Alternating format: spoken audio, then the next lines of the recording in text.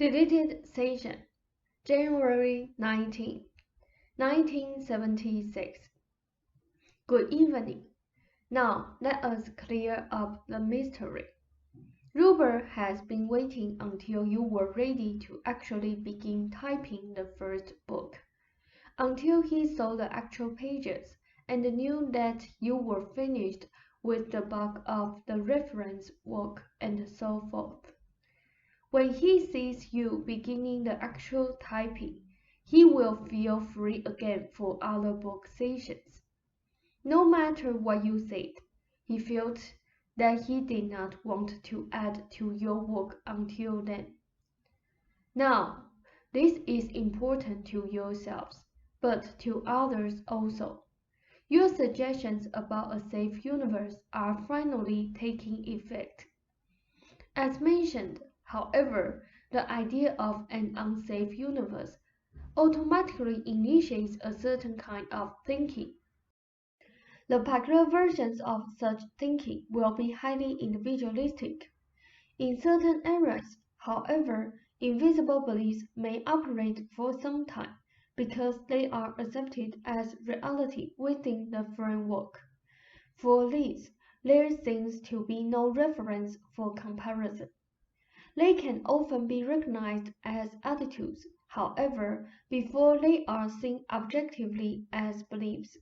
In an unsafe universe, as given protection is necessary, and certain attitudes are accepted, coloring many areas of life, spreading out to assure that protection. Until an individual gains enough confidence in the concept of a safe universe, he or she will hang on to many of those attitudes. They are disturbing because at one stage they are only felt but not understood for what they are. If you are convinced that your world is not safe, then it seems sensible to protect yourself in questionable areas by expecting the worst, so that you will be prepared. Unfortunately, such expectations, of course, are disadvantageous. They have, however, a strong basis in your society for childhood up. Wear a sweater or you will cut a cord. A simple enough suggestion, it seems, a preventive measure. Yet, in that innocent remark lies the assumption that the cord can be expected rather than, say, a normal state of health. There are all kinds of like suggestions, all meant as preventive measures, but based upon the idea that ill fortune can be most likely expected, and means must be taken to avoid it. In many ways, and important ones, the two of you managed to avoid many complications encountered by others because of such measures. Until very recently, however, Ruber did not recognize that he often placed the word kind of connotations upon, for example, his own condition or behavior in certain manners. This was invisible because the pattern still made sense. Your talk about the dentist did trigger such recognition. Rob noted that Friday night, Jane lost her third tooth on the left side. This morning I wrote to my dentist, Paul, asking for an appointment. They said Ruber becomes worried when he thinks of the many people who write or call asking for help. You are in the middle of a learning process. Objective answers given to people are not true answers. Questions that help individuals search into their own experience can bring out answers that literally cannot be given.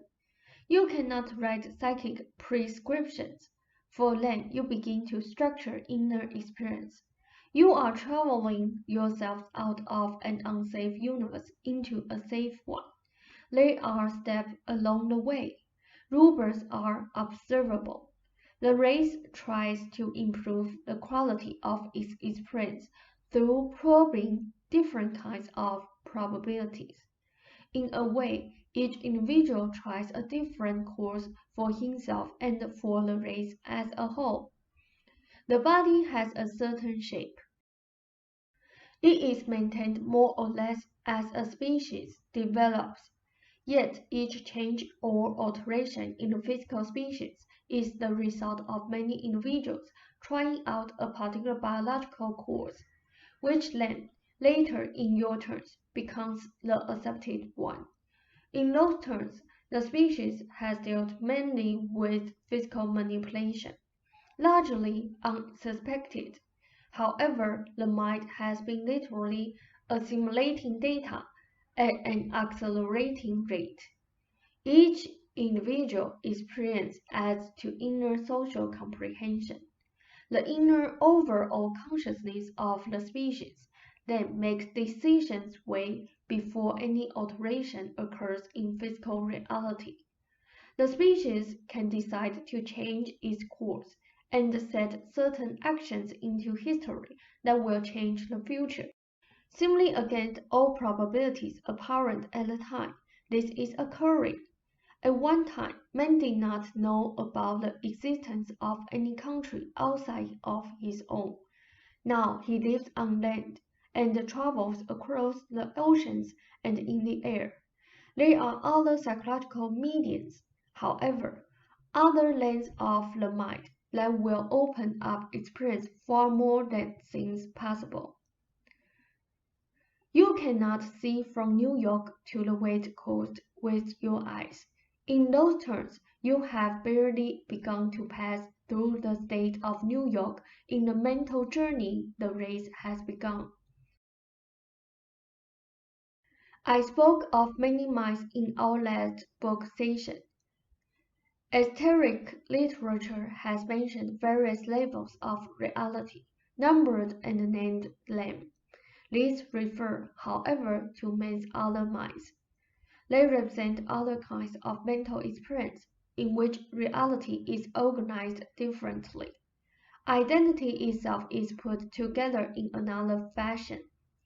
I could have said that one mind had many variations, but then you would still try to understand the concept using your old ideas about identity itself.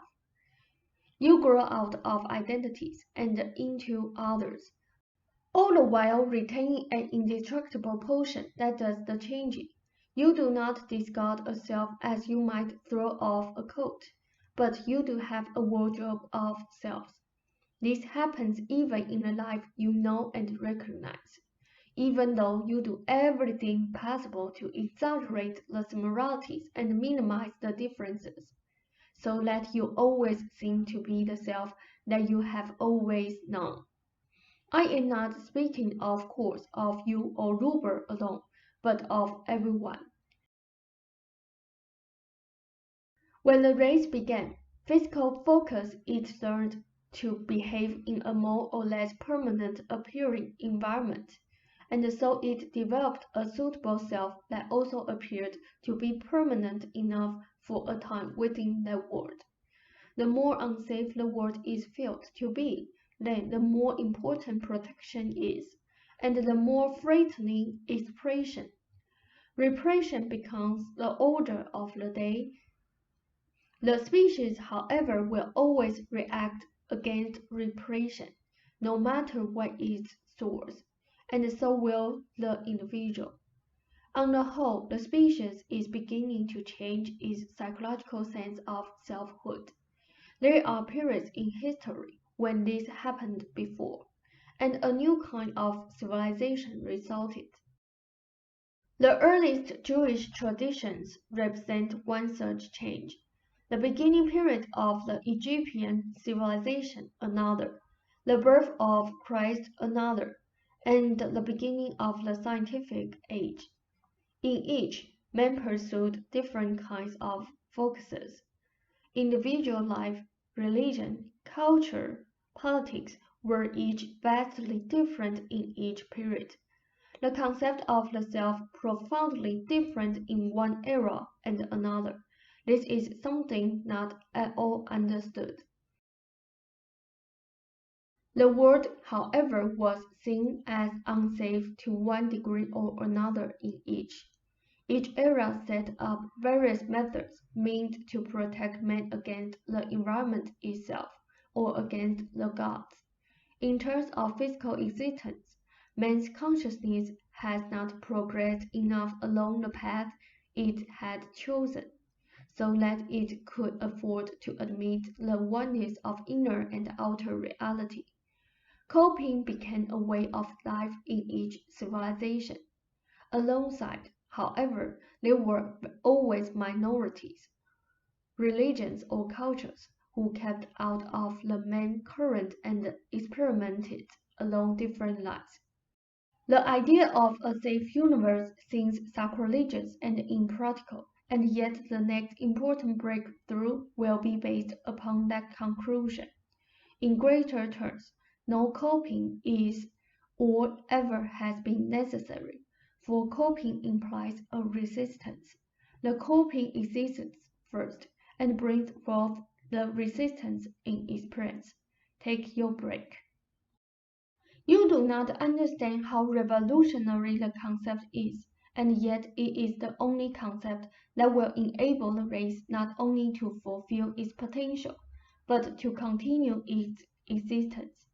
Man wanted to separate himself from nature, but in so doing lost the animal's great trust in it. At the same time, he forged a new kind of consciousness that, combined with nature's knowledge of itself, will lead to the new dimensions of experience necessary. In your private lives, you see many of the results of the unsafe universe. In the mass world, you see far more. Rupert's condition has vacillated through the years, yet always contained within it the great thrusts toward health and the improvements. This did not become official, meaning what did not triumph. Neither did their evidence disappear. The habit patterns, the attitudes connected with the unsafe universe persisted, even as Rupert became aware of the concept. Individually, however, in those terms, he is well ahead of the species' development. The knowledge of the last few days, however, is bringing about a further alteration of consciousness that allows him to progress, and in all cases, the alterations of consciousness happen first. In the meantime, with the seasoning material and the painting, he is opening up other areas that will make certain portions of my new book possible, for certain levels of understanding are acquired on his part. Your joint library experiments helped initiate the seasoning material, which in a way then took over, and you will know when to resume those experiments. Personally, Rupert understands, however, that he exaggerated the negative elements of his condition, thinking that he was being realistic. He did not realize that before. When you look at the world and interpret its condition in the same way, you end up in an impossible situation as a people. For your learned coping mechanisms themselves reinforce the situation. Do you have any questions? Russ said, "No, I guess not." Seth said, "I appreciate your concern about the sessions. I knew they would resume normally, however, in a short time, and Rupert finds your concern reassuring. I bid you then a fond good evening." Ross said, "Thank you, Seth. The same to you."